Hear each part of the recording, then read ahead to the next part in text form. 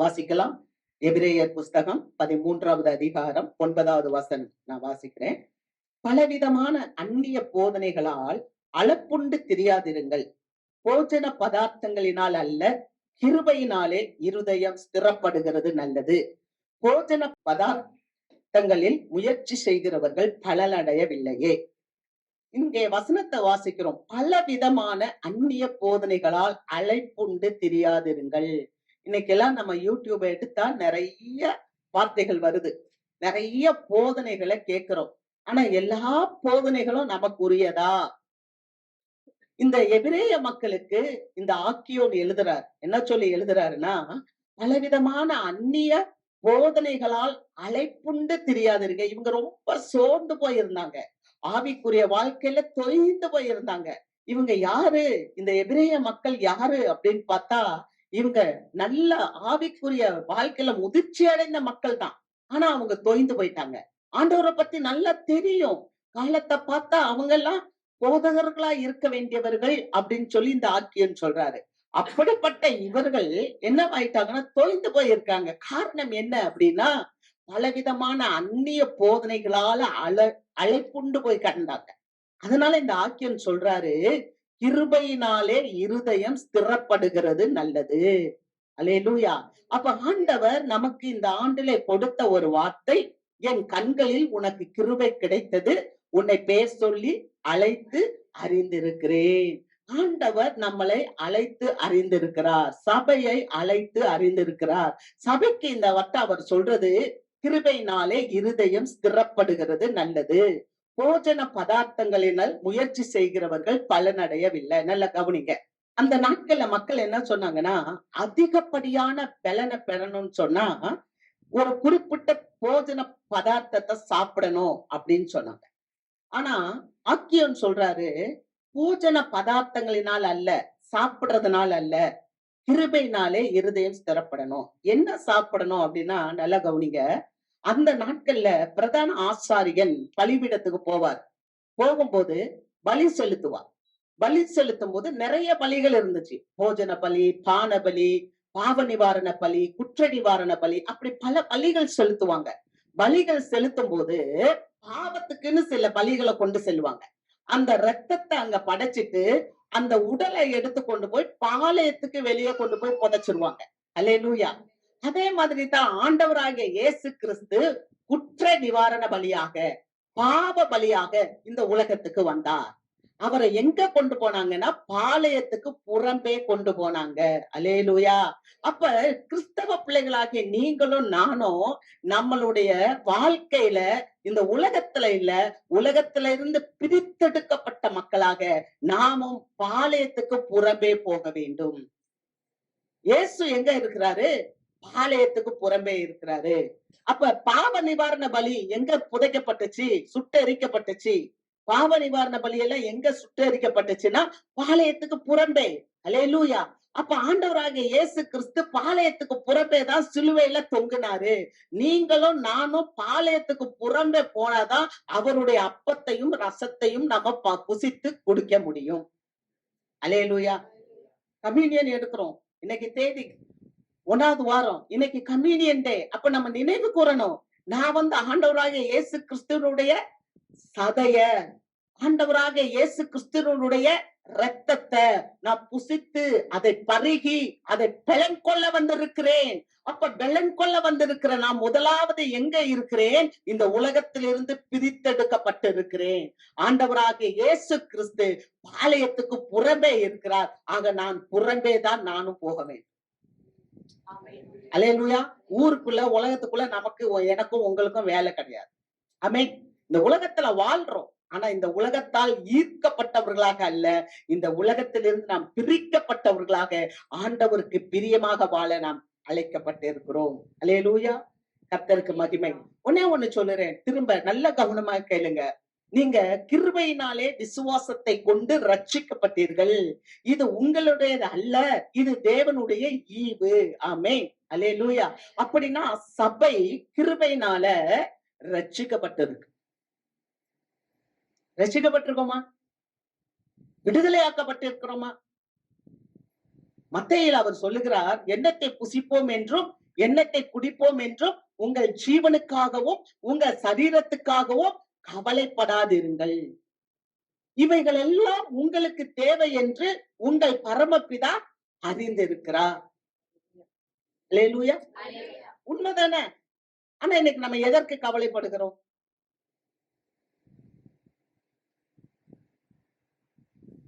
எதற்கு கவலைப்படுறோம்? 3 காரியம். நீங்க நினைக்கலாம், விவரமா பேசலாம். போங்கப்பா, நாங்க யாரு இங்க சாப்பாட்டுக்காக கவலைப்படுறோம்? நாங்க வீட்டுக்காக, சொத்துக்காக, சுகத்துக்காக கவலைப்படுறோம். நீ சொத்துக்காக கவலைப்பட்டேன்னா இன்னைக்கு இஸ்ரேல் மக்களை நினைச்சு பாருங்க. காசா எவ்வளவு பெரிய பெரிய வீடு, எல்லாத்தையும் இழந்துட்டு போயிட்டாங்க.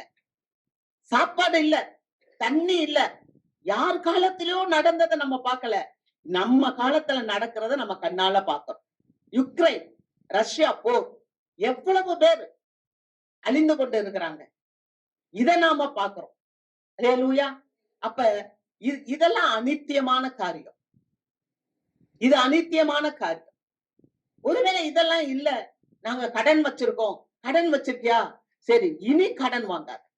இந்த கடனுக்காக தேவ சமூகத்துல வரும்போது அவர்கிட்ட ஏராளமான இரக்கங்கள் உண்டு. அப்படி இல்லாட்டினா நான் சொல்ல மாட்டேன். ஏராளமான இரக்கங்கள் உண்டு. நீங்க ஆண்டவர்கிட்ட வரும்போது, நீங்க கேட்கும் போது, ஆண்டவருடைய ராஜ்யத்தை தேடும் போது நிச்சயமா தேவன் உங்களுக்கு அற்புதங்களை செய்வார். அல்லேலூயா. ஒருவேளை வியாதியோட வந்திருக்கிறீங்களா? நீங்க வியாதியோட வந்திருந்தா அந்த வியாதிக்கு தேவன் பரிகாரியா இருக்கிறபடியினால அவர் உங்களுக்கு நல்ல ஒரு சுகத்தை கட்டாயம் கொடுப்பார். ஆமென். அதுதான் இன்னைக்கு வசனம் என்ன சொல்லுதுன்னா, கிருபையினாலே இருதயம் ஸ்திரப்படுகிறது நல்லது. நம்ம வாசிக்கலாம் சங்கீதங்களின் புஸ்தகம் 43வது அதிகாரம் 3வது வசனம். உமது வெளிச்சத்தையும் உமது சத்தியத்தையும் அனுப்பி அருளும். அவைகள் என்னை நடத்தி உமது பரிசுத்த பர்வதத்திற்கும் உமது வாசஸ்தலங்களுக்கும் என்னை கொண்டு போவதாக. அல்லேலூயா. உமது வெளிச்சத்தையும் உமது சத்தியத்தையும் எனக்கு அனுப்பி அருளும். அவைகள் என்னை நடத்தி. நல்ல கவனிங்க. இதுதான் கிருபையினால இருதயம் ஸ்திரப்படணும். நம்ம எல்லாருமே இந்த உலகத்துல பயணிகளாக இருக்கிறோம். ஆமென். இந்த உலகத்திலேயே நம்ம இருக்க போறோமா? அதனாலதான் ஆண்டவர் சொன்னார், நீ ஏன் கவலைப்படுற? உண்ணவும் உடுக்கவும் உனக்கு உண்டாய் இருக்கும் போது மற்றதை குறிச்சு கவலைப்படாத. உண்ணவும் உடுக்கவும் உனக்கு நான் தாரேன். ஆமென். பாருங்க, ஒண்ணுமே இல்ல. இஸ்மவேல் யாரு? இஸ்மவேலோட அழுகுரலை கேட்டு ஆண்டவர் ஒரு நீரூற்றை திறக்கிறாருன்னா உங்களை பார்த்து ஆண்டவர் செய்ய மாட்டாரா? அல்லேலூயா. அவருடைய பிள்ளைகளுக்கு அவர் செய்ய மாட்டாரா? ஆண்டவர் சொல்றாரு, வசனத்துல வாசிக்கிறோம், நான் மூத்தவனை வெறுத்தேன், இளையவனை சிநேகித்தேன் சொல்றார். அந்த வெறுத்தவனுக்கே, அந்த அடிமைத்தனத்துல இருந்தவங்களுக்கே, அந்த எகிப்திய பெண் ஆகாரனுடைய மகனுக்கே ஒரு நீரூற்றை கொடுக்கிறார் என்றால் ஆண்டவராகிய தேவன் உங்களுக்கு கொடுப்பது அதிக நிச்சயம் அல்லவா? அல்லேலூயா. ஆனா புதிய ஏற்பாட்டு காலத்துல பிறந்த நமக்கு எல்லாரையுமே ஆண்டவர் ஒன்றாய் பார்க்கிறார். ஆமென். அல்லேலூயா. அப்ப அவர் என்ன அனுப்புறாராம்? அவருடைய வசனத்தை அனுப்புறார், அவருடைய வெளிச்சத்தை அனுப்புறார், நம்மளை நடத்தி அவருடைய பரிசுத்த பர்வதங்களுக்கும் அவருடைய வாசஸ்தலங்களுக்கும் நம்மை கொண்டு போய் விடுகிறார். அப்ப அந்த வார்த்தையை நம்ம பிடிச்சுக்கிடணும். நம்ம எல்லாருமே இந்த உலகத்துல ஒரு பயணிகள். எங்க போறோம்? பரலோகத்துக்கு போறோம். இந்த பரலோகத்துக்கு போகும்போது வாரம் நீங்க என்ன பண்றீங்க? சர்ச்சுக்கு வரீங்க. சர்ச்சில் வரும்போது உங்களுக்கு என்ன கிடைக்குது? ஒரு வெளிச்சம் கிடைக்குது. அல்லேலூயா. வெளிச்சம் என்ன? அவருடைய வார்த்தை காலுக்கு தீபமும் பாதைக்கு வெளிச்சமா இருக்கு. அப்ப அந்த வார்த்தை தான் வெளிச்சம். அந்த வார்த்தை இங்க இருந்து நீங்க பெற்றுக்கொள்கிறீங்க. இந்த வார்த்தையை பெற்றுக்கொண்டு அந்த டார்ச்சிலேயே என்ன பண்றோம்? நடந்து போய்கிட்டே இருக்கும். அல்லேலூயா. அப்ப இந்த வாரத்துல ஆண்டவர் உங்களுக்கு சொல்றாரு, கிருபையினாலே இருதயம் பலப்படுவது நல்லது. ஆமென். யோனாவுல பாக்குறோம் 3வது அதிகாரம் 8வது வசனத்துல, வீண் மாயைகளை பற்றி கொண்டு தனக்கு வரும் கிருபையை போக்கடிக்கிறார்கள். இந்த உலகத்துல இருக்கிற மக்கள் அநேக வீண் மாயைகளை பற்றி கொள்கிறாங்க. நீங்க கொஞ்ச நேரம் உட்கார்ந்து டிவி பார்த்தாலே 10 நிமிஷத்துக்கு ஒருக்கா ஆட் வரும். ஆட் வருதா? என்னெல்லாம் வருது? வீட்டை குறிச்சு வருது, திங்ஸ குறிச்சு வருது, இன்னைக்கு என்னென்னமோ புது புது ஆடா போடுறான். இதெல்லாம் பார்க்கும்போது என்ன ஆகும்? நம்மளுடைய இருதயம் அதன் பால் இழுக்கும். ஆனா அதெல்லாம் என்ன அப்படின்னா வீண் மாயை. ஒண்ணு மட்டும் நல்லா புரிஞ்சுக்கோங்க, காங்கிரீட்டா புரிஞ்சுக்கோங்க. இந்த உலகம் நமக்கு சொந்தமானது அல்ல. நீங்களும் நானும் பயணிகள். அப்ப நம்ம பயணப்பட்டு கொண்டு இருக்கிறோம். இந்த பயணத்துல இதையும் அதையும் பார்த்து நம்மளுடைய பயணம் தங்கி விடாதபடிக்கு, தேங்கி விடாதபடிக்கு, நான் வீண் மாயைகளை பற்றிக் கொண்டு எனக்கு இருக்கிற கிருபையை நான் போக்கடித்து விட மாட்டேன். ஒரு பக்கெட் இருக்கு. அந்த பக்கெட் எடுங்க. பாருங்க. ஒரு பக்கெட். இந்த பக்கெட்ல சுத்தி ஓட்டை. அப்படி இல்லாட்டினா அடியில ஓட்டை. இப்ப மேல டேப்ல இருந்து தண்ணி வருது. இந்த பக்கெட் நிரம்புமா? நிரம்பாது. ஏன்னா அடியில என்ன இருக்கு? ஓட்டை இருக்கு. இந்த ஓட்டை நமக்கு தெரியல. அல்லது சைட்ல ஓட்டை இருக்கு. ஓட்டை இருந்தா மேல எவ்வளவுதான் தண்ணி ஃபில் பண்ணாலும் அந்த ஓட்டையில ஓடிடும். இது மாதிரிதான் இந்த உலகத்துல நிறைய மாயையான காரியம் இருக்கு. அது நம்ம கண்களுக்கு நேரா புலப்படாது. அது சின்னதா இருக்கலாம், அல்லது அந்த பக்கெட்டுக்கு அடியில இருக்கிற ஓட்டையை போல இருக்கலாம். மேல எவ்வளவுதான் தண்ணி ஊத்தினாலும் அது நிரம்பாமல் அப்படியே போயிரும். அது மாதிரிதான் நம்ம வாழ்க்கையில சில தேவையில்லாத காரியங்கள் நமக்குள்ள இருக்கும் என்றால் ஆண்டவருடைய கிருபைய நம்ம பாதுகாக்க முடியாது. அல்லேலூயா. ஆகவேதான் யோனா சொல்லுகிறார், வீண் மாயைகளை பற்றி கொண்டு தனக்கு வருகிற கிருபையை போக்கடிக்கிறார்கள். நிறைய ஃபேமிலியில பாத்தீங்கன்னா பிரச்சனை. ஏன் ஃபேமிலியில பிரச்சனை வருது? நான் கேக்குறேன், தயவு செய்து உண்மையா கேக்குறேன், சீரியஸா கேக்குறேன். குடும்பம் தானே. குடும்பத்துல யாரு இருப்பா? அம்மா இருப்பாங்க, அப்பா இருப்பாங்க, அப்புறம் மனைவி, கணவன், அப்புறம் யாரு இருப்பா? எல்லாம் மனுஷங்க தானே. உங்க குடும்பத்துல உள்ளவங்க தானே இருப்பாங்க. ஏன் குடும்பத்தை நேசிக்க முடியல? ஏன் குடும்பத்தை நேசிக்க முடியல? என்னைக்காவது நம்ம யோசிச்சிருக்கோமா? வீட்டுல பிரச்சனை வருது. ஏன் பிரச்சனை வருது? ஃபேமிலியில கணவன் மனைவி அல்லது மாமியார் மருமக, குடும்பத்துல இருக்க அண்ணன் அண்ணி நாத்தனார்மாரு, ஏன் பிரச்சனை வருது? ஏன் தெரியுமா? அன்பு இல்ல. அன்பு இல்ல. நீங்க அன்பு இல்லாம இருப்பீங்கன்னு சொன்னா உங்க வாழ்க்கையை வேற யாரும் வந்து அழிக்க முடியாது. தயவு செய்து சொல்றேன், நல்லா கேட்டுக்கோங்க. நீங்க அன்பே இல்லாம இருப்பீங்கன்னா உங்க வாழ்க்கைய வேற யாரும் வந்து அழிக்க மாட்டாங்க. நீங்களே உங்க வாழ்க்கைய அழிச்சுக்கிறீங்க. ஏன் உங்களுக்கு நேசிக்க முடியல? ஏன்னா நம்ம வேற எதையோ நேசிக்கிறோம். வேற எதையோ நேசிக்கிறோம். உண்டா இல்லையா? மனைவியை காட்டிலும் வேற எதையாவது நேசிப்போம். புருஷனை காட்டிலும் வேற எதையாவது நேசிப்போம். அதனாலதான் நம்மளால ஒன்றிணைந்து போக முடியல. அதனாலதான் வீட்டுல சண்டை வருது. நம்ம வீடு, நம்ம குடும்பம், நம்ம மாமியாரு, நம்ம மருமக, நம்ம குடும்பம், நம்ம நாத்தனாரு, நம்ம உறவுகள் அப்படின்ற எண்ணங்கள் வராதா? ஏன் ஒன்னஸா இருக்க முடியல? ஏன்னா இந்த உலகத்தின் மேல ஒரு தாக்கம், இந்த உலகத்தின் மேல ஒரு ஆசை. ஆனா நான் சொல்றேன், ஆண்டவர் சொல்லியிருக்கிறாரு, இந்த உலகம் எல்லாம் அழிந்து போயிரும். சாலமன் ராஜா அவ்வளவு பணம் வச்சிருந்தவர், அவ்வளவு ஞானம் படைத்தவர். என்ன சொல்றதுன்னா, எல்லாமே மாயை மாயை மாயைன்றார். எல்லா பணம் வந்துச்சு. பணம் வந்து என்ன பண்ண போறோம்? பணம் வந்து என்ன பண்ண போறோம்? பணத்தை சாப்பிட போறோம். இருக்கும்போது சந்தோஷமா வாழுங்க, அன்பா இருங்க, ஐக்கியமா இருங்க. அப்ப இந்த மாயை மேல நமக்கு என்ன போகாது? பற்று போகாது. குடும்பத்துல கணவன் மனைவிக்குள்ள ஐக்கியம் இருக்கணும். மனைவி கணவனுக்கு செய்ய வேண்டிய பணிவிடைகளை எல்லாம் செய்யணும். அதுக்குதான் இணையாதான், ஒரு எலும்புதான். கணவன் மனைவியின் இடத்துல அன்பு கூறணும், தன் சொந்த சரீரத்தை மாதிரி. அப்படிதான் வேதம் சொல்லுது. ஆனா முடியல.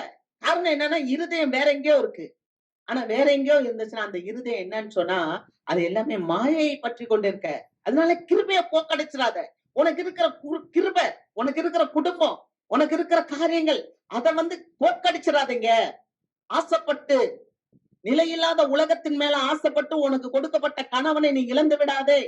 நிலையில்லாத இந்த உலகத்தின் மேல ஆசைப்பட்டு உனக்கு கொடுக்கப்பட்ட மனைவியை நீ இழந்து விடாதே. நிலையில்லாத இந்த உலகத்துல ஆசைப்பட்டு உனக்கு உண்டாய் இருக்கிற பேரன் பேத்தி மற்ற மகன்மார்கள் எல்லாம் இழந்து விடாதே. இழந்து விடாது. இன்னொரு ஒரு கேவலமான ஒரு செயல் கிறிஸ்தவர்களுக்கு என்ன தெரியுமா? நம்ம வாழ்க்கையை பாக்குறதே இல்ல. அடுத்தவங்க கொஸ்டின் பேப்பர். அவன் வாழ்க்கை இப்படி இருக்கு, இவன் வாழ்க்கை இப்படி இருக்கு, இவ இப்படி இருக்கா, அவ அப்படி இருக்கா. அதுவே நம்ம வாழ்க்கையில நம்ம பின்தங்கி போறோம். நமக்கு இருக்கிற கிருபையை நாம் பற்றி கொள்ள வேண்டும். ஆமென். கிருபையினாலே இருதயம் ஸ்திரப்படுவது நல்லது. ஏன்னா ஆண்டவர் சீக்கிரம் வரப்போகிறார். ஒரே ஒரு காரியம் நீங்க மறக்காதீங்க. நம்ம எல்லாமே பயனாளிகள், நம்ம பயணிகள். நாம எல்லாருமே பயணிகள், பயணப்பட்டு கொண்டிருக்கிறோம். நம்ம கொஞ்சம் கொஞ்சமா இந்த உலகத்தை விட்டு நம்ம போக போறோம். இந்த உலகம் நமக்கு நிரந்தரம் இல்ல. இந்த உலகத்துல நம்ம எதையும் கொண்டு வரல. இந்த உலகத்துல இருந்து நம்ம எதையும் எடுத்துட்டு போக முடியாது. அது முக்கியமானது. இந்த உலகத்துல நீ பிறந்ததுக்கும் இந்த உலகத்துல நீ சாக போற நாட்களுக்கும் இடையில இருக்கிற நாட்கள் மகிமையான நாட்கள். அதிலே உறவுகளை இணைத்துக் கொள்ளுங்கள். அதிலே கிறிஸ்துவை பற்றி கொள்ளுங்கள். கிறிஸ்துவுக்காக எதையாவது ஒண்ணு செய்யுங்க. உங்க குடும்பத்தை காத்துக்கொள்ளுங்க. அல்லேலூயா. நம்ம வாசிக்கலாம் 2 பேதுரு 3வது அதிகாரம் 12வது வசனம். தேவனுடைய நாள் சீக்கிரமாய் வரும்படிக்கு மிகுந்த ஆவலோடே காத்திருங்கள். அந்த நாளில் வானங்கள் வெந்து அழிந்து பூதங்கள் எரிந்து உருகி போகும். அவருடைய வாக்குத்தத்தத்தின்படியே நீதி வாசமாய் இருக்கும். புதிய வானங்களும் புதிய பூமியும் உண்டாகும் என்று காத்திருக்கிறோம். ஆகையால் பிரியமானவர்களே, இவைகள் வர காத்திருக்கிற நீங்கள் கரையற்றவர்களும் பிள்ளை இல்லாதவர்களுமாய் சமாதானத்தோடே அவர் சந்நிதியில் காணப்படும்படி ஜாக்கிரதையாயிருங்கள். அல்லேலூயா. தேவனுடைய நாள் சீக்கிரமாய் வரும்படிக்கு மிகுந்த ஆவலோடு காத்திருங்கள். இந்த உலகத்துல நம்ம பயணப்பட்டு கொண்டிருக்கோம். ஆனா அந்த பயணத்துல ஒரு காரியம், ஆண்டவராக இயேசு கிறிஸ்து மீண்டும் வருவார். ஆமென். அவர் எப்படி போனாரோ அப்படியே அவர் திரும்பவும் வருவார். அல்லேலூயா. அதனால்தான் அவர் சொல்றார், என் பிதாவின் வீட்டில் அநேக வாசஸ்தலங்கள் உண்டு. அப்படி இல்லாதிருந்தால் நான் உங்களுக்கு சொல்லி இருப்பேன். நான் போய் நானு உங்களுக்கு ஒரு வீட்டை ஆயத்தப்படுத்தி விட்டு நான் வந்து உங்களை என்னோடு கூட கூட்டி செல்வேன். ஆண்டவர் சீக்கிரம் வரப்போகிறார். அந்த நாளுக்காக சபை காத்திருக்க வேண்டும். அல்லேலூயா. ஒரு வழியில நம்ம தேவனுடைய பிள்ளைகள் என்ற ஒரு பயணத்துல இருந்தாலும் அவருடைய வருகைக்காக சபையானது காத்திருக்க வேண்டும். ஏன்னா அந்த நாள் சீக்கிரமாய் வரப்போகிறது. அல்லேலூயா. அந்த நாள்ல என்ன ஆகும் என்றால் வானங்கள் அழிந்து பூதங்கள் எரிந்து உருகி போகும். பார்க்கிற இந்த வானமே இருக்காது. ஆண்டவராகிய இயேசு கிறிஸ்து சொன்னார், புதிய வானம் புதிய பூமி உண்டாகும். அது மாத்திரமல்ல, பூமி எல்லாம் வெந்து உருகி போகும். நீங்க நினைக்கிறீங்க இல்லையா, நோவா காலத்துல எப்படி ஜலப்பிரயத்தினால இந்த தேசத்தை ஆண்டவர் அழித்தாரோ அது மாதிரி இந்த மனுஷகுமாரனுடைய நாட்கள்ல என்னவா, அக்கினியினாலே இந்த பூமி அழிக்கப்படும். அப்ப அக்கினி நிறைய இப்ப பெருகிறத பாக்குறோம். அண்டார்டிகா, ஆர்டிக் போன்ற பகுதிகள் எல்லாம் சூரிய வெப்ப கதிர்கள் அதிகமாகி ஐஸ் எல்லாம் கரைந்து கொண்டு இருக்கிறத பார்க்கிறோம். அப்ப இந்த பூமி முழு பூமியும் நெருப்புக்கு தான் வைக்கப்பட்டு இருக்கிறது, அக்கினிக்கு வைக்கப்பட்டு இருக்கிறது. ஆனா நாம என்ன பண்றோம்? உலகத்தையே நோக்கி, மாயையான காரியங்களை நோக்கி சபை இருக்காதபடிக்கு சபையானது கிறிஸ்துவை பற்றிய அந்த கிருபையிலே வளர வேண்டும். அல்லேலூயா. அங்க வாசிக்கிறோம், அவருடைய வாக்குத்தத்தின்படியே நீதி வாசமாய் இருக்கும். புதிய வானங்களும் புதிய பூமியும் உண்டாகும் என்று காத்திருக்கிறோம். அல்லேலூயா. அதுதான், அதனாலதான் அழகா ரோமர்ல சொல்றாரு, தேவனுடைய ராஜ்யம் புசிப்பும் குடிப்பும் இல்ல, அது நீதி, அது சமாதானம், பரிசுத்த ஆவியினால் உண்டாயிருக்கிற சந்தோஷமுமாய் இருக்கிறது. நம்ம எப்ப பார்த்தாலும் நம்ம ஞாயிற்றுக்கிழமை ஆயிடுச்சுன்னா நம்ம என்ன சாப்பிடலாம், என்ன குடிக்கலாம், என்ன புசிக்கலாம், எந்த சீட்டு போடலாம், எந்த சீட்டை வாங்கலாம், என்ன இது வாங்கலாம், இதையே மைண்ட்ல வச்சுக்கிட்டு இதையே டென்ஷன் ஆக்கிக்கிட்டு அதெல்லாம் தூக்கி போட்டுக்கிட்டு இதெல்லாம் நமக்கு இருக்குது, ஆண்டவர் நமக்கு சாப்பாடு கொடுக்கிறாரு, நமக்கு நல்ல ஹெல்த் கொடுத்திருக்காரு, நல்ல வேலை கொடுத்திருக்கிறாரு, இதை நம்ம காத்து கொண்டு நம்ம நீதியை நிலைநாட்டி நம்ம சமாதானத்தை பெற்றுக்கொண்டு பரிசுத்த ஆவிக்குள்ள நான் சந்தோஷமா வாழணும், ஜெயம் எடுக்கணும், அப்படி சபை நினைத்து ஆண்டவருக்குள்ளேயே போயிடணும். ஆமென். எவ்வளவு சொத்து சேர்த்தாலும் அந்த சொத்தெல்லாம் இங்க கரைஞ்சு போயிரும். பூமியை சொல்லிருச்சு, அக்கினி அழிச்சிரும். இன்னைக்கு நிறைய பேரு தனக்கு வருகிற கிருபையை போக்கலி. நான் சொல்றேன் சபையாரே, கிருபையினாலே இருதயம் ஸ்திரப்படுவது நல்லது. ஏன்னு சொன்னா நம்ம பயணத்துல இருக்கிறோம், ஆண்டவர் சீக்கிரம் வரப்போகிறார். அப்படி வரும்போது சபை எப்படி இருக்க வேண்டும்? ஆகையால் பிரியமானவர்களே, இவைகள் வர காத்திருக்கிற நீங்கள் கரையற்றவர்களும் பிழையற்றவர்களுமாய் சமாதானத்தோட அவர் சந்ததியில் காணும்படி ஜாக்கிரதையாயிருங்கள். நம்ம எப்படி இருக்கணும்? சபை எப்படி இருக்கணும்? கரையற்று காணப்பட வேண்டும். ஆமே. கரைனா என்ன? கரைனா என்ன? சபையிலே ஆண்டவருடைய வார்த்தையை கேட்டுட்டு நல்லா இது பண்ணிட்டு அதுக்கப்புறம் திரும்ப அந்த சத்தியத்துக்கும் எனக்கும் சம்பந்தமே இல்ல அப்படின்னா வாழ்க்கை எப்படி இருக்கும்? ஒரு வெள்ளை துணியை போய் நல்லா துவைக்கிறோம், நல்லா துவைச்சிட்டு அதுக்கப்புறம் அதுல கொஞ்சோன்னு கரை பட்டுச்சுன்னா அந்த ட்ரெஸ் எப்படி இருக்கும் சொல்லுங்க? அந்த கரை போகுமா? அப்ப ஆண்டவருடைய சமூகத்துல நம்ம போகணும்னு சொன்னா நம்ம கரையற்றவர்களாக பிழையற்றவர்களாக நம்ம சமாதானத்தோட போக ஜாக்கிரதையா இருக்கணும். வாசிக்கலாம். சங்கீதம் புஸ்தகம் 24வது அதிகாரம் 3வது வசனம் 4வது வசனம். யார் கர்த்தருடைய பர்வதத்தில் ஏறுவான்? யார் கர்த்தருடைய பர்வதத்தில் ஏறுவான்? யார் அவருடைய பரிசுத்த ஸ்தலத்தில் நிலைத்திருப்பான்? யார் அவருடைய பரிசுத்த ஸ்தலத்தில் நிலைத்திருப்பான்? கைகளில் சுத்தமுள்ளவன், கைகளில் சுத்தமுள்ளவனும் இருதயத்தில் மாசில்லாதவனும், இருதயத்தில் மாசில்லாதவனுமாய் இருந்து தன் ஆத்துமாவை மாயைக்கு ஒப்பு கொடாமலும் கபடாய் ஆணையிடாமலும் இருக்கிறவனே. அல்லேலூயா. யார்ப்பா கர்த்தருடைய பர்வதத்துல ஏறுவான்? ஆண்டவருடைய வருகையை எதிர்பார்த்து கொண்டு இருக்கிற நாம கரையற்றவர்களும் பிழையற்றவர்களுமா இருக்கணுமா? அப்படின்னா அங்க சொல்லப்பட்டிருக்கு கைகள்ல சுத்தம் இருக்கணும். நம்ம கையில சுத்தம் இருக்கா? ஈஸியா மற்றவங்கள நம்ம நியாய தீர்ப்பு கொடுத்துடுறோம். ஆனா ஆண்டவர் சொல்றாரு நம்மள பார்க்கணும். நம்ம கையில சுத்தம் இருக்கா? இருதயத்துல மாசு இல்லாம இருக்கிறோமா? நம்ம இருதயத்துல நம்ம ஆண்டவரை வச்சிருக்கிறோமா? அல்லது இருதயத்துல நமக்கு கள்ளம் கபடு இருக்குதா? வேதம் சொல்லுது 5வது அதிகாரம் 8வது வசனம் மத்தேயுல, இருதயத்தில் சுத்தமுள்ளவர்கள் பாக்கியவான்கள், அவர்கள் தேவனை தரிசிப்பார்கள். அப்ப இருதயத்துல சுத்தம் இருக்கணும். 1 தீமோத்தேயுவின் புஸ்தகம் 1வது அதிகாரம் 5வது வசனம் வாசிங்க. கற்பனையின் பொருள் என்னவெனில் சுத்தமான இருதயத்திலும் நல் மனசாட்சியிலும் மாயமற்ற விசுவாசத்திலும் பிறக்கும் அன்பு. அல்லேலூயா. கற்பனையின் பொருள் என்ன? சுத்த இருதயம், அப்புறம் நல்ல மனசாட்சி இருக்கணும், நல்ல மனசு இருக்கணும் நமக்கு. ஆமே.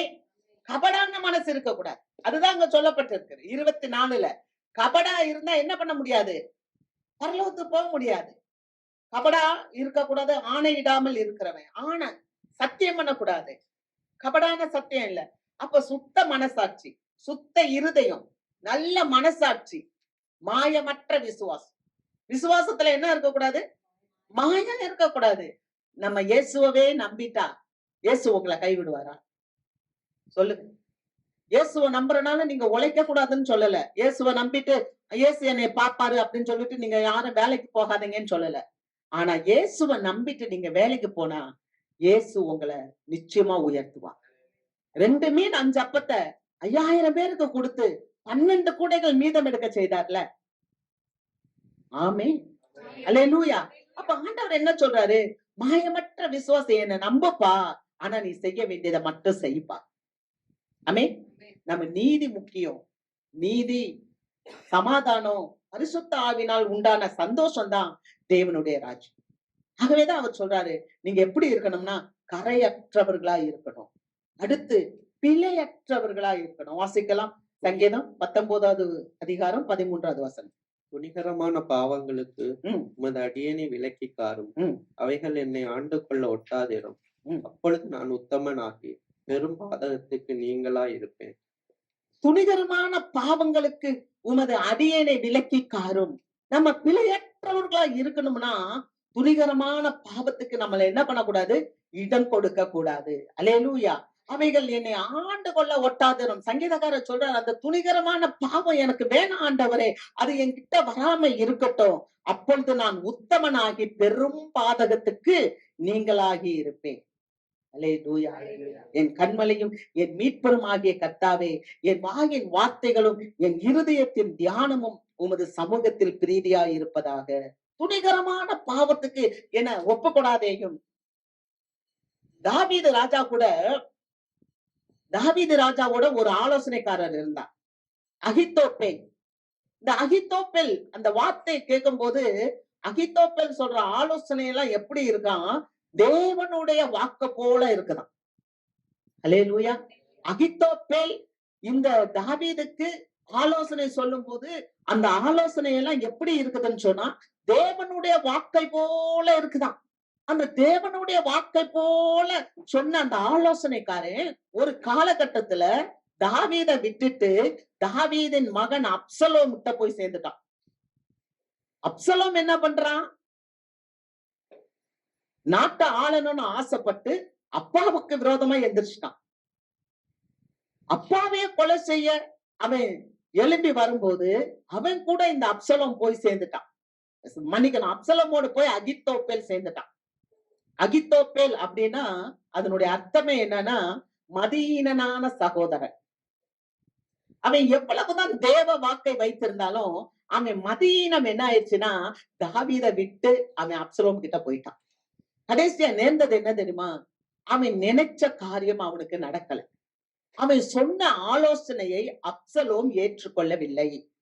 இப்ப இவனுக்கு ஒரு பெருமை, நான் சொன்ன ஆலோசனைய அப்சலோம் ஏற்கவில்லையே அப்படின்னு சொல்லி வேதம் சொல்லுது, பெருமை உள்ளவர்களுக்கு தேவன் எதிர்த்து நிற்கிறார், தாழ்மை உள்ளவர்களுக்கோ தேவன் இரக்கம் அளிக்கிறார், கிருபை அளிக்கிறார். அல்லேலூயா.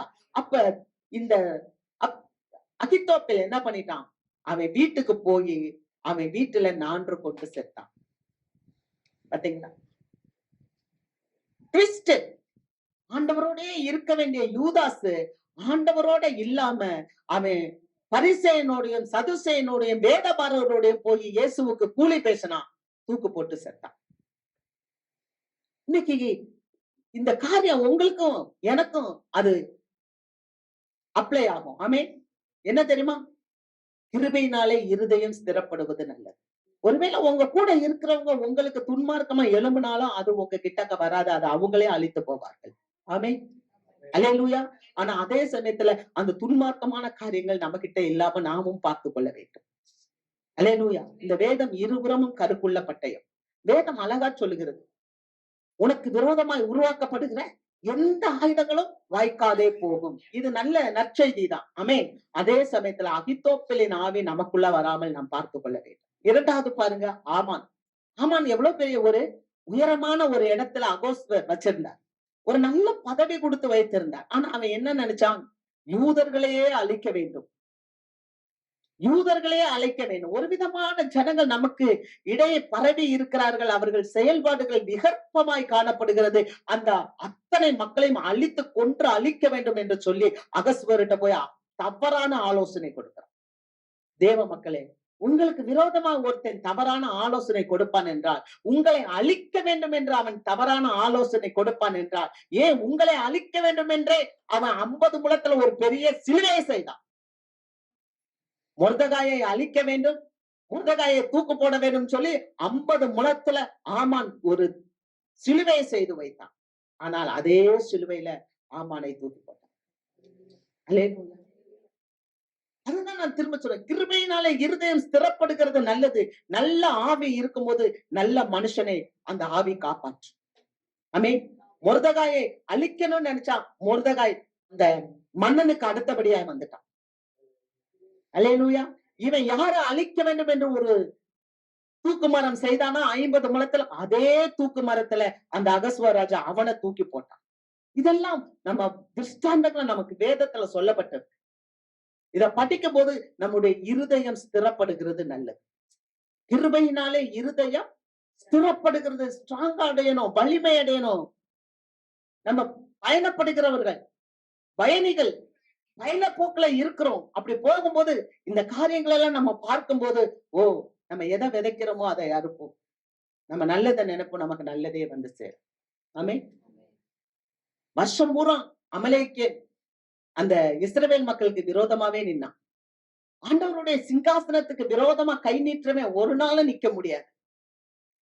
யோசுவா கொன்று அழித்தார் என்று பார்க்கிறோம். யெகோவா நிசி என்ற ஒரு பலிபீடத்தை கட்டினார்கள் என்று பார்க்கிறோம். அல்லேலூயா. அப்படிப்பட்ட அமலேக்கியனை அழிப்பதற்கு மோசே, ஊர், ஆரோன் போன்றவர்கள் எல்லாம் மலையில இருந்து ஜெபித்துக் கொண்டிருந்தார். ஆமென். உங்களுக்கு சில பாடுகள் வருதா? சில எதிரிகள் உங்களை துரத்துறாங்களா? சில அமலேக்கியர்கள் உங்க மேல கை நீட்டுறாங்களா? தேவனுடைய பிள்ளை என்று அறிந்தும் தேவனுடைய சிங்காசனத்துக்கு விரோதமாய் கை நீட்டி கொண்டு இருக்கிறார்கள். நிச்சயமாக கொன்று அழிக்கப்படுவது உறுதி. ஆமென். என தீமையை ஆண்டவர் அழித்து விட்டார்.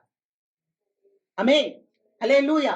அவர் சிலுவையிலே அதை சாத்தானை கொன்று அழித்து விட்டார். அந்த நம்பிக்கையோட, அந்த விசுவாசத்தோட நம்முடைய இருதயம் ஸ்திரப்பட வேண்டும்.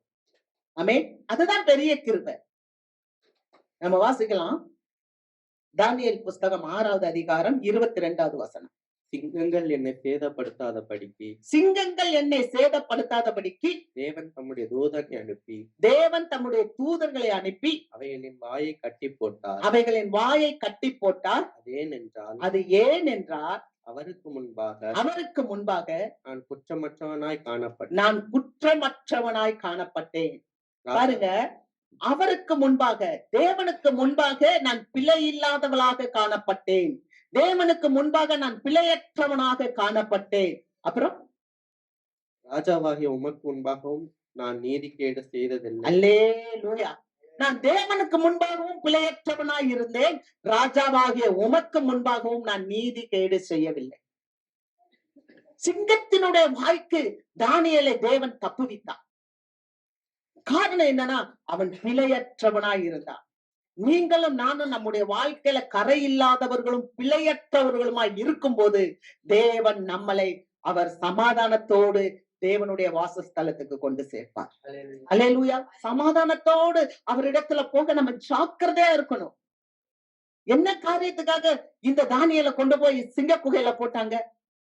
தானியேல் ஜெபிக்கிற ஒரு மனிதன். அல்லேலூயா. சத்தமே இல்லை. தானியேல் ஜெபிக்கிற ஒரு மனிதன். தானியேல் இடத்துல விசேஷித்த ஆவி இருந்தது. தானியேலை அந்த மன்னன் உயர்த்தினான். அந்த 6வது அதிகாரத்திலேயே 1, 2, 3 வசனங்களை நீங்க வாசிக்கும் போது அந்த தானியேலை அந்த மன்னன் உயர்த்தினான். 120 தலைவர்களுக்கும் 3 பிரதானிகளுக்கும் மேலாக இவனை உயர்த்தி வைத்தான். ஏன்னா இவனுக்குள்ள என்ன இருந்துச்சுன்னா விசேஷித்த ஆவி இருந்துச்சு. இப்ப கூட இருக்கிறவன் எல்லாம் பாக்குறான், இந்த தானியேலை எப்படியாவது பிடிக்கணும், இவன் கிட்ட குறை கண்டுபிடிக்கணும். நீங்க நினைச்சுக்காதீங்க உங்க கூட இருக்கிறவங்க உங்ககிட்ட ரொம்ப நல்லவங்களா பேசுவாங்கன்னு. உன்னை எதுலடா சிக்க வைக்கலாம், உன்கிட்ட என்ன குறை காணலாம், என்ன பிழைய கண்டுபிடிக்கலாம், அப்படிதான் நினைப்பான். இப்ப அப்படிதான் நினைச்சாங்க. இவன் ஆராதிக்கிற தெய்வத்தை வச்சுதான் இவனை பிடிக்கணும்னு சொல்லி ஒரு சட்டம் போட்டாங்க. இந்த ராஜாவை தவிர வேற யாரையும் எந்த தெய்வத்தையும் வணங்கக்கூடாதுன்னு ஒரு சட்டம் போட்டாங்க. கடைசியா என்னாச்சு? பத்திரத்துக்கு கையெழுத்து போட்டாலும் இந்த தானியேல் எப்போது போல 3 வேளையும் அவர் மாடியில போய் அவர் ஜன்னலை திறந்து அவர் எருசலேமை பார்த்து அவர் ஜெபித்து கொண்டே இருந்தார். இத பார்த்த உடனே இவங்க போய் ராஜாட்ட சொல்றாங்க, நீ அடிமையா பிடிச்சிட்டு வந்திருந்தே, யூதேயா தேசத்திலிருந்து கொண்டு வந்தே ஒரு அடிமை. அவன் இப்ப யாரு? பிரதானிகளின் தலைவன். ஆனா அப்படி சொல்லல. எப்படி சொல்றாங்க? யூதேயா தேசத்துல இருந்து பிடிச்சிட்டு வந்திருந்தே ஒரு அடிமை. அந்த தானியேல் பார்த்தனா இப்பவும் அவன் தேவனை போய் வணங்கிட்டு இருக்கான். இத கேட்ட உடனே ராஜாவுடைய இருதயம் வேதனைப்பட்டது என்று பார்க்கிறோம். ஆனா ராஜா சொன்னதை செய்யணும். இப்ப சிங்கத்தினுடைய குகைக்குள்ள தூக்கி போடுறாங்க. ஆனா எல்லா சிங்கங்களுடைய வாயும் கட்டப்பட்டிருக்கு. அல்லேலூயா. ஏன் கேட்டா அவன் ராஜாவுக்கு விரோதமாகவும் தேவனுக்கு விரோதமாகவும் முறைகேடு பண்ணவில்லை. அந்த ராஜா அறிந்திருந்தார். அவர் சொல்றாரு, நீ ஆராதிக்கும் தேவன் உன்னை தப்புவிக்க வல்லவராயிருக்க. ஒரு புறஜாதி மனுஷன் சொல்றான், நீ ஆராதிக்கிற தேவன் உன்னை தப்புவிப்பார் என்று சொல்லி சிங்கக்கவில தூக்கி போடும்போது சிங்கங்கள் எல்லாம் வாய் கட்டப்பட்ட நிலையில இருந்துச்சு. மறுநாள் காலையில அந்த தருவி வர்றாரு, வந்துட்டு கேக்குறாரு துயர சத்தமாய், அங்க வசனம் அப்படிதான் இருக்கு, துயர சத்தமாய், தானியேலே தானியேலே, நீ ஆராதிக்கிற தேவன் உன்னை தப்புவிக்க வல்லவராய் இருந்தாரா? ஜீவனுள்ள தேவனுடைய தாசனே, அல்லேலூயா. சபை யார் தெரியுமா? ஜீவனுள்ள தேவனுடைய பிள்ளைங்க. அல்லேலூயா.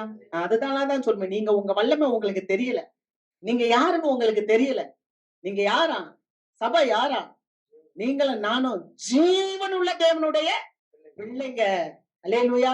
சும்மா வந்து ஒரு கல்ல வச்சுட்டு, ஒரு மரத்த வச்சுக்கிட்டு நம்ம ஆராதிச்சுட்டு இல்ல. சிருஷ்டிகளை தொழுது கொள்ளல. நம்ம சிருஷ்டிகரை தொழுது கொள்கிறோம். ஜீவனுள்ள தேவனுடைய பிள்ளைகளா நாம இருக்கிறோம். அப்ப அந்த ஜீவனுள்ள பிள்ளைய எந்த சத்துருவும் ஒண்ணும் பண்ண முடியாது. ஆமென். ஏன்னா அவன் சொல்றான், ராஜாவாகிய உமக்கு முன்பாகவும் என் தேவனுக்கு முன்பாகவும் நான் நீதிகேடு செய்ததில்லை. ஆமென். என்னாச்சு தெரியுமா? எந்த ஆட்கள்லாம் இவங்கள கொண்டு போய் போட்டாங்களோ அந்த ஆட்களை, அந்த சிங்கக்கபில யாரெல்லாம் தானியேல தூக்கி போட்டாங்களோ அவர்களை, அவர்கள் பிள்ளைகளை, அவர்கள் மனைவிமார்களை அப்படி தூக்கி போடும்போதே சிங்கங்கள் பாய்ந்து வந்து அவைகளை பிடித்து அவங்களுடைய சதைகள் எலும்புகளை எல்லாம் துண்டு துண்டு ஆக்கிடுச்சான். அப்படியே இருக்கு. நீங்க நீங்க போய் படிச்சு பாருங்க. தானியேல் 6வது அதிகாரம். யாரு தானியேல தூக்கி போட்டாங்களோ அவங்கள தூக்கி போட்டோம்னா சிங்கங்க அப்படியே குதிச்சு போய் பாய்ந்து சாப்பிட்டுருச்சான். உன்னை தொடுகிறவன் என் கண்ணின் மணியை தொடுகிறான். கிருபையினாலே இருதயம் ஸ்திரப்படுகிறது நல்லது. அல்லேலூயா. வசனத்தை வச்சு இருதயம் ஸ்திரப்பட வேண்டும். ஆண்டவர் சொல்ற, நீ போகும் இடமெல்லாம் உன் தேவனாகிய கர்த்தர் நான் உன்னோடு கூட இருக்கிறேன். அது மட்டுமா? சிங்கத்துல போட்ட மட்டுமாச்சு. தேவ பிள்ளை எப்படி இருக்கணும்? கரையற்றவனா இருக்கணும், பிழையற்றவளா இருக்கணும், சமாதானத்தோட தேவ சமூகத்துல போறதுக்கு ஜாக்கிரதையா இருக்கணுமா. அப்ப நீங்க அப்படி கரையற்று பிழையற்று போகும்போது சும்மா இல்ல, நீங்க கரையற்று பிழையற்று இருக்கிறீங்களோ உங்களை ப்ரூவ் பண்ணும்போது அந்த தேசத்தை ராஜாவே இந்த ஆண்டவர் தான் வானத்திலும் பூமியிலும் உண்மை உள்ள ஆண்டவர்னு எழுதி அனுப்புவார். அல்லேலூயா. தானியேலின் தேவனை தான் எல்லாரும் வணங்கணும். ஆமென் சொல்லுங்க. நம்ம என்ன பண்றோம்? ஒரு சின்ன சோதனை வந்துருச்சுன்னா, எனக்கே இந்த சோதனை, நல்லது பண்றேன், நல்லதுக்கு காலமே இல்ல. எத்தனை பேர் சொல்றோம்? நல்லதுக்கு காலம் இல்ல. நான் வசனம் என்ன தெரியுமா? உலகத்திலே ஒரு பழமொழி இருக்கு. அரசன் அன்றே கொள்வான், தெய்வம் நின்றே கொள்ளும். அரசன் அன்றே கொள்வான். அரசன் உடனே தூக்கி சிங்க கபிக்குள்ள போட்டான். ஆனா தெய்வம் நீ சிங்க கபிக்குள்ள போற வரைக்கும் நின்னு பார்க்கும். ஆமென் சொல்லுங்க. அல்லேலூயா. நீங்க சிங்க புகையில போற வரைக்கும் தெய்வம் என்ன பண்ணா? நின்னு பார்த்துக்கிட்டே இருக்கும். சிங்க புகையில போன உடனே ஆண்டவர் என்ன பண்ணுவார்னா தூதருக்கு கட்டளையிடுவார். சிங்கத்தின் வாயை கட்டி போடுவார். அல்லேலூயா. அதுக்கப்புறம் யார் உங்களுக்கு விரோதமா எழுப்பினார்களோ அவர்களை தேவன் கொன்றளிப்பார். ஆமென். இதுதான், இந்த சத்தியத்தை நம்ம பிடிச்சுக்கிடணும். இந்த சத்தியம் தான் நமக்கு கொடுக்கப்பட்ட கிருபை. இந்த கிருபைனாலே நம்முடைய இருதயம் ஸ்திரப்பட வேண்டும். அல்லேலூயா. கடைசி என்ன நடந்துச்சு? வாசித்து முடிப்போம். கடைசி வசனம். தானியேல் 6. தரியுவின் ராஜ்யபார காலத்திலும் பெர்ஷியனாகிய கோரேசினுடைய ராஜ்யபார காலத்திலும் தானியேலின் காரியம் ஜெயமா இருந்தது. அல்லேலூயா. பாத்தீங்களா? 2 ராஜாக்களுடைய காலத்திலும் தானியேலுடைய காரியம் ஜெயமா இருந்தது. எந்த மனுஷன் வந்தாலும் சரி, ஆமென் சொல்லுமா? யார் வந்தாலும் சரி, நம்ம காரியம் ஜெயமா இருக்கு. ஏன்னா கர்த்தர் நம் பட்சத்துல இருக்கும் போது நமக்கு எதிராய் நிற்பவன் யார்? நம்ம இனிமேல் வந்து உலகத்துல அது நடக்கணும், இது நடக்கணும். தம்பி சொன்னாரு வொர்ஷிப்ல, என்ன கேட்கணும்னு எங்களுக்கு தெரியல சாமி, ஆனா ஒண்ணு, நீங்க எங்க கூட இருந்தா எங்களுக்கு போதும். அவ்வளவுதான். அல்லேலூயா. ஏன்னா நமக்கு எதுவுமே கேட்க முடிய தெரியல. என்ன கேட்கனே தெரியல. நம்ம அறியாமல எதையும் கேட்டோம்னா வம்பா போயிடும். நீங்க எங்க கூட இருங்க, எங்களை நடத்தி செல்லுங்க, எங்க கைய பிடிச்சுக்கோங்க, நாங்க நடந்து வந்துகிட்டே இருக்கோம். ஆமென். அல்லேலூயா. இந்த வசனத்தை மறக்கவே கூடாது. இந்த நாட்கள்ல நம்மலாம் யாரு? நம்மலாம் வந்து பயணிகள். இங்க இருக்கிறது எல்லாமே நமக்கு சொந்தம் இல்ல. எஸ், மாயை. இது எதுவுமே நமக்கு சொந்தம் இல்ல. எல்லாமே மாயை. ஒரு நாள் எல்லாத்தையும் நம்ம விட்டுட்டு தான் போகணும். அவருடைய நாள் சீக்கிரமா இருக்கு. அவருடைய வருகைக்கு நம்ம காத்திருக்கிறோம். அல்லேலூயா. காத்திருக்கிற நம்ம எப்படி போனோமா? கரை இல்லாதவர்களும் பிழை இல்லாதவர்களும் சமாதானத்தோடு போக ஜாக்கிரதையா இருக்கணும். ஆமென். அப்ப நம்ம வாழ்ற நாட்கள்ல சமாதானம் இல்லாட்டினா நமக்கு பரலோகம் கிடைக்காது. வாழ்ற நாட்கள்ல நமக்கு என்ன வேணும்? சமாதானம் வேணும். இல்லைன்னு வச்சுக்கோங்களேன், நம்மள வந்து ரெஸ்ட் இன் பீஸ்ன்னு சொல்ல மாட்டாங்க. சமாதானத்துல இளைப்பாருன்னு சொல்ல மாட்டாங்க. வாழும்போது நம்ம நிறைவா இருக்க கத்துக்கணும். அப்பதான் இயேசுவின் வருகை எப்போ வந்தாலும் நம்ம சமாதானத்தோட போவோம். திரும்ப சொல்றேன், நம்ம தேவன் எதற்கு வந்தா? சமாதானத்தை கொடுக்கதான் வந்தா. எப்படிப்பட்ட சமாதானத்தை கொடுக்க வந்தா? உலகம் கொடுக்கிற சமாதானத்தை அல்ல, என்னுடைய சமாதானத்தை உங்களுக்கு வைத்து போகிறேன், உங்கள் இருதயம் கலங்காமலும் பயப்படாமலும் இருப்பதாக. ஆமென். கலக்கம் எது கொடுக்குது? பிசாசு. பயம் எதை கொடுக்குது? எது கொண்டாந்து கொடுக்குது? பிசாசு. உண்மையா இல்லையா? நம்ம ஏன் பயப்படணும்? ஆண்டவர் சொல்றாரு, பயப்படாத, நீ பயப்படாத. பிறக்கும் போது ஆண்டவர் பிறந்த போது வந்து சொல்றாங்க பயப்படாத. ஆண்டவர் உயிரோட எந்திரிக்கும் போதும் சொல்றாரு, இது மகதலேனா மரியாதை பயப்படாத. அல்லேலூயா. நீங்க பயப்படாதீங்க, அவர் நம்மோட இருக்கிறார். நம்ம போக வேண்டிய இடத்துக்கு பயணப்பட்டு கொண்டே இருக்கிறோம். நம்ம மைண்டை ஸ்திரப்படுத்திக்கோங்க. அந்நிய போதனைகளை போய் பார்க்காதீங்க. யூடியூப்ல எப்ப பார்த்தாலும் அந்த செய்தியை கேட்டேன், இந்த செய்தியை கேட்டேன். இந்த சபைக்கு ஆண்டவர் உங்களுக்கு என்ன செய்யறார்? ஆமென். உங்க வாழ்க்கைக்கு உங்களுக்கு ஆண்டவர் ஒரு நல்ல காரியத்தை கொடுத்திருக்கிறார். நான் சொல்லுவேன், இந்த வேதத்தை படிங்க. இங்க கேக்குறீங்களா? இங்க கேட்டுட்டு நான் சொல்றேன்னு கேட்டுட்டு போகாதுங்க. இந்த வார்த்தையை நீங்க வீட்டுல போய் வேதத்தை படிங்க. ஆண்டவர் உங்களோட பேசுவார். உங்களுக்கு ஏதாவது டவுட் இருக்கா? அப்புறம் வந்து என்கிட்ட கேளுங்க. ஆமென். அப்பனா நம்ம வீட்டுல என்ன பண்ண மாட்டோம்? கவலைப்பட மாட்டோம். நம்ம வீட்டுல என்ன பண்ண மாட்டோம்? பயப்பட மாட்டோம். நம்ம வேதத்தை இங்க கொடுக்கிற வேதத்தை எழுதி வச்சுட்டு நீங்க போய் படிச்சீங்கன்னா கவலைப்பட நேரம் இருக்காது. இங்க இருக்கிற வார்த்தையை நீங்க கேட்டு போய் அசை போட்டீங்கன்னா உங்களுக்கு கவலைப்பட நேரம் இருக்காது. பயப்படுறதுக்கு டைம் இருக்காது. ஆமென். அல்லேலூயா. நம்ம நல்ல சந்தோஷமா சமாதானமா கிறிஸ்துவின் வருகைக்கு எதிர்பார்க்க முடியும். அல்லேலூயா. கர்த்தர் உங்களை ஸ்திரப்படுத்துவார். கிருபையினாலே இருதயத்தை ஸ்திரப்படுத்துகிறது நல்லது. இந்த வார்த்தையின்படி தேவனாகிய கர்த்தர் சபையை ஸ்திரப்படுத்துவார். ஆமென். கர்த்தருடைய பரிசுத்த நாமத்துக்கு மகிமை உண்டாகட்டும். நாம் இப்பொழுது திருவிருந்துக்கு எழுந்திருப்போம்.